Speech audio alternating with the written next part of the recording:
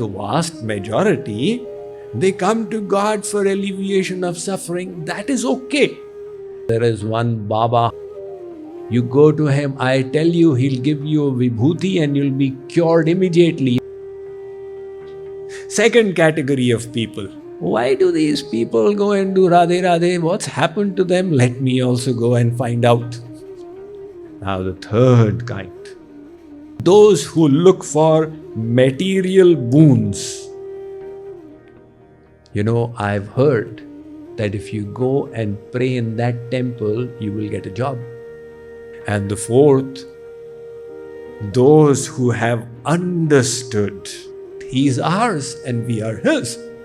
Chaturvidha bhajante mam jana sukritino arjuna arto jigyasu rartharthi jnani cha bharatarshabha. O best amongst the Bharatas, 4 kinds of pious people engage in my devotion. The distressed, the seekers of knowledge, the seekers of worldly possessions, and those who are situated in knowledge. So Shree Krishna is saying that Arjun, these kinds of people come to worship God. The first, Arth, those who are distressed. They are experiencing pain and misery, and they believe that God will be able to free them from that misery, and hence they approach God. The urge to become free from pain and distress is a very powerful motivator. You tell somebody, Swamiji is going to lecture on the science of God. I don't have time. But if the same person's son is not well and the doctors are not able to cure, you tell the same person, there is one Baba halfway between Dallas and Houston. You go to him, I tell you, he'll give you a vibhuti and you'll be cured immediately, your son. Now he's flying off to meet that Baba because he believes he has the solution to his problems. But this is one kind of people who come to Shree Krishna, and Shree Krishna accepts them. In fact, a whole lot of people come for this reason itself. Why do people go to temple? To alleviate their miseries. Once, in the year 2003, I was giving a 20-day lecture series in Kuala Lumpur in Malaysia. So, it's got a huge Lakshmi Narayan temple, and at night only I and Panditji used to stay in the temple. In the morning at 5 o'clock, he would go and start worshipping all the Bhagavans, and I would go along with him. And then he would come to the Navagraha, and then to Shani Dev, he would just go on and on and on doing puja. I asked him, why do you worship Shani Dev so much? He said, Swamiji, this Shani Dev, he uses hammer and hits people, and then they all coming running to us, and we Pandits are able to fill our stomach because of Shani Dev. So, his expression just indicated that the vast majority, they come to God for alleviation of suffering. That is okay. But that is not the best kind of devotion. It's like when a child is small. The child says, Papa, you do this for me. Mommy, you do this for me. I need this. You must give this. But then one day the child grows up and he says, Papa, you please sit down. Tell me what I can do for you. I'll take care of you. That's a higher kind of attitude to have towards the Father. So the devotee is saying, oh God, do this for me. But when the devotee grows up and says, oh God, what can I do for you? So the first category of people, arth. Second category of people, jigyasu. Those who are curious. Why do these people go and do Radhe Radhe? What's happened to them? Let me also go and find out. This colleague of mine in the office, he's been going for the LTP program since last 5 days and he seems to be so peaceful. I wonder what happens. I need to go and check it out. So the curious come there. And this curiosity can be about the bigger questions in life as well. Why did I come to this world? Having come here, what's my goal? Who am I after all? Now, so many of our natural urges are coming from God. We have understood in the science of happiness why we all want happiness. Why do we want happiness? Because God is the ocean of happiness and we are His little parts. So the gravitational pull towards Him is in the form of the urge for happiness. Plus, all of us want to live. Nobody wishes to die. The urge for life is also natural to the soul. If someone is very disturbed and expresses, "Main mar jaun to acha," I wish I died. Sometimes people express their frustration in this way. It would be better if I died. Now let's say your friend says that, you put your hands on his throat. He says, what are you doing? No, you wanted to die, I'm going to help you. Hey, absolutely not. I was just saying it because I was fed up. No matter how fed up we may be, we still seek to live. One old man is in the hospital. He has got one tube going into the mouth because the teeth don't work, one bedpan there, and the leg is hanging from the roof. Even that convalescing person says, "Doctor, I hope I will not die." Well, your whole machinery is bad now. If you were to die, you would come back in the world with a new machine. God would send you again. But the instinct to live is natural, just like the instinct for happiness. And that is coming from God again. He is eternal. He has ever existed and will continue to exist till the rest of eternity. And as His little parts, we also wish to be eternal.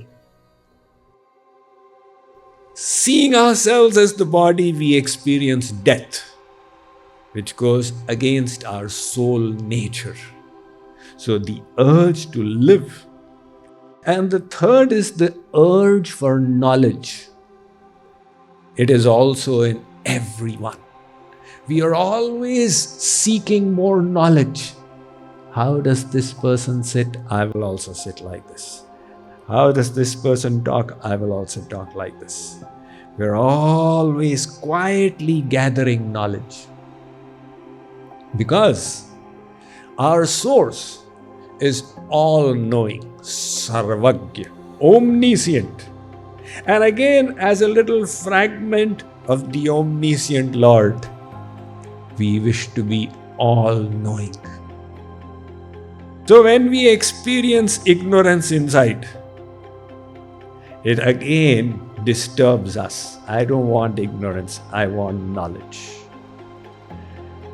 Fourth, so I've given you 3 reasons why be curious for God. The fourth, we all wish to be independent. We don't want anybody to be governing us, to be supervising us. Because God is supremely independent, abhigya swarat. It's a different matter to earn your bread. You have to be dependent, you have to be subservient. But the soul wants to be free. And the fifth point, God is the supreme controller. So we also wish to control. Now we may not have anyone to control. You may only be controlling your little dog Rover. But the desire to control is there. So all of this is pushing us that look, seek God. So the second kind of people, Shree Krishna says, who come to my shelter are the jigyasu, the curious. Which was the first kind? The distressed. Now the third kind. This is artharthi. Those who look for material boons.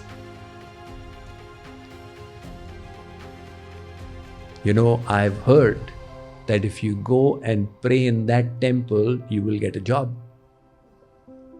So go and pray in that temple and get a job. So, people are going to God for material boons. So, Sri Krishna is accepting that these are also my devotees. It's possible they are not asking for the highest thing. It's like one beggar used to sit, homeless and hungry, and somebody gave a lottery ticket. So the lottery was for winning a Cadillac. First prize would be a Cadillac. Now somebody came and asked the beggar that just in case you win the lottery, what will you do? You will get a Cadillac. The beggar said, then I'll go around begging in the Cadillac. So his intellect is stuck in begging, right?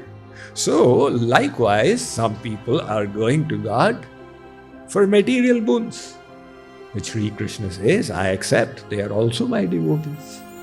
And the fourth, Jnani cha bharatarshabha, the Jnanis, those who have understood, oh, he's so glorious, he's so great, and I'm his little fragment.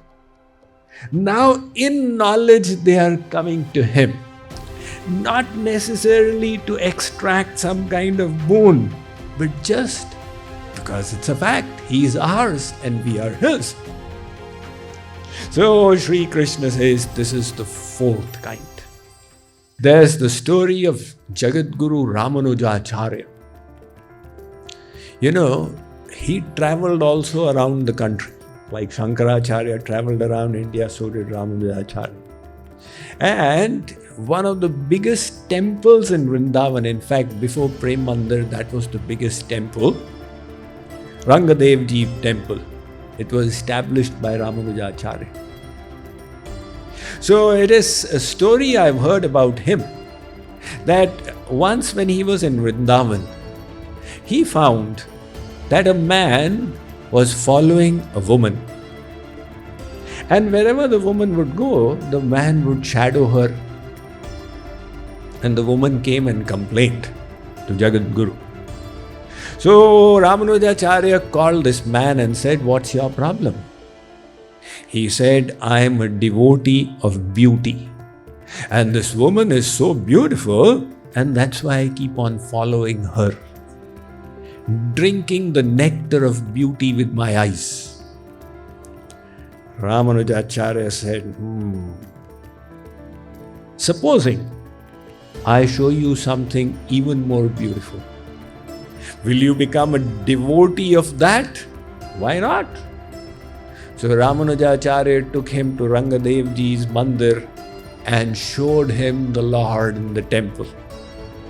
And this person, after seeing, became completely overwhelmed with the divine beauty of the Lord. and thenceforth engaged in devotion.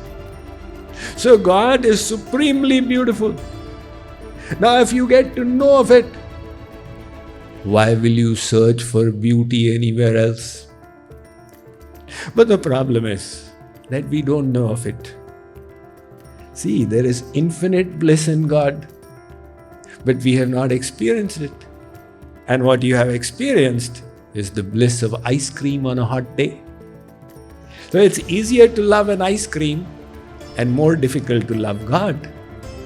That is the dilemma with the soul. If we get to know Him, we will naturally fall in love with Him. But presently, we don't. But then Shree Krishna says there are those who do, the Gyanis, who've got a little knowledge of me. And motivated by that knowledge, Arjun, they come and engage in my devotion.